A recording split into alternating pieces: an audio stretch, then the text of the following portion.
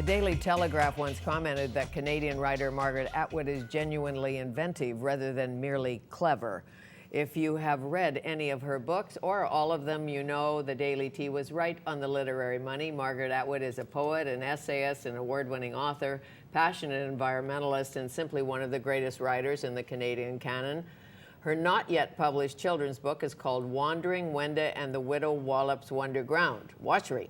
Good Oh, for adults, she's written and dramatized The Year of the Flood. It is my pleasure to welcome Margaret Atwood back to Studio 4 to tell us more.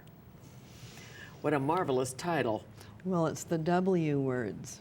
I've written 3 previous ones. One of them did the P words, one of them did the R words, and one of them did B's and D's. These are W's. Okay, I got that. I'm very smart today. Wandering Wenda And Wallop's. the Widow Wallop's Wonderground Washery. Oh, I like that.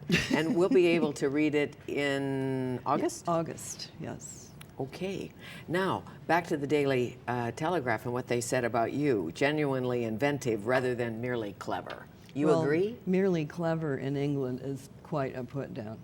If you say somebody's clever, it means they're facile and probably dodgy. So it's good that I wasn't clever. It is good. So, in a sense, it was a compliment. Oh, yes. Yeah, absolutely. Where and when did you invent Year of the Flood? Where and when? Let's see now. It is not the sequel and not the prequel, but the simultaneal to a book called Oryx and Crake, which came out in 2003. So I was then writing Year of the Flood, and it was supposed to be published in 2008, but my publisher rightly said that the American election would suck up all the airwaves because it was unlike any other, and it did. So we postponed it a year. Because of Barack Obama. Yes, and well, she made that decision even before we knew it was him, and if it had been Hillary Clinton, it would have been the same. Everybody was glued to their TV. And you decided this time to dramatize it rather than just talk about it. First of all, what is it about, the essence of it? Okay, Oryx and Crake is set in the future, and so is Year of the Flood. And it's a future in which several things have happened that you probably would not like to have happen. One of them is that government and corporations are now one and the same. Avoid that. Gee. Helpful hint, don't do that. And our hero, Jimmy, in Oryx and Crake, grows up inside a compound, a very protective environment dedicated to bioscience. But he's not any good at it, so he doesn't get to go to the Watson Crick Academy. He has to go to the Martha Graham place for art students, which is very run down, has bad breakfasts. So that's the backstory. Then along comes a man-made, instantaneous wipeout, most of the human race gone type of plague. So we're following Jimmy in the future and a group of genetically engineered people who have been planned to avoid all the things that are wrong with us. They've got some good features. Built-in sunblock, I would like that. Built-in insect repellent, I'd be all for that.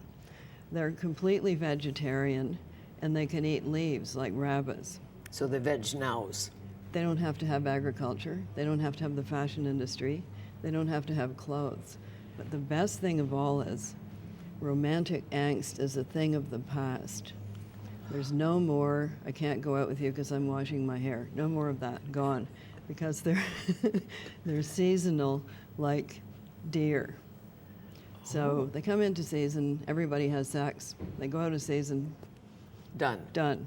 No romance. No. And also they can't read, so no more book industry. Pretty much. And that could be on its way out anyway, the way things are going. But where does Year of the Flood follows a different group of people, not privileged. And it centers around a green religious cult, the beginnings of which we can see with us today. And they raise vegetables on rooftops in slums. And their theology is in support of everything in the creation. They are creationists of a kind. God's gardeners. God's gardeners, and we follow the fortunes of 2 people who get involved with them. and also their leader, who is called Adam 1. Of course. Of course. Could have been Eve 1, but you picked Adam 1. We wonder what happened to Eve 1. There must have been one. Maybe we'll find out in the next book. I hope so. Now, would you please read a poem? Okay, these are the God's Gardeners hymns, and they're set to, I wrote them to standard hymn tunes, but then my friend Orville, a composer and musician, came along and wrote music to all of them. Okay, Orville from Los Angeles. Orville from Los Angeles. Stober's? Orville Stober. Stober. Yes. Oh. And he got into it because he's the partner of my agent, so he started reading the manuscript and burst into song. And will you do this tonight? Is this part of it tonight? Or yes, is it what we're doing tonight is recreating the musical and dramatic book launch event that we did 22 times in 2009, in which I gave the script and the music to any group who wanted to put it on, and how they put it on was their business.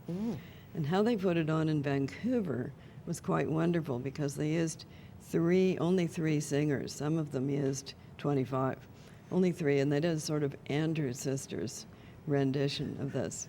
Really? Yeah, they're And I remember the Andrews Sisters. Yeah, close harmony. So they're doing it again tonight, and three actors. They read the three main parts, and I am the narrator. How fabulous. For these events. And we did them in 2009 as bird conservation fundraisers. But tonight it's for the Writers' Trust. And it's at the Fairmont Hotel, That's Vancouver. right. So, from the garden. Now, you want the sung version, or do you want the... Whichever you prefer.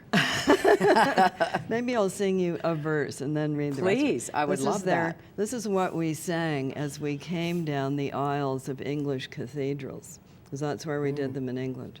So you can imagine us processing down the aisle of, for instance, the Manchester Cathedral, singing the following. Who is it tends the garden oh so green. That's too low. Who is it tends the garden oh so green. 'Twas once the finest garden that ever has been seen.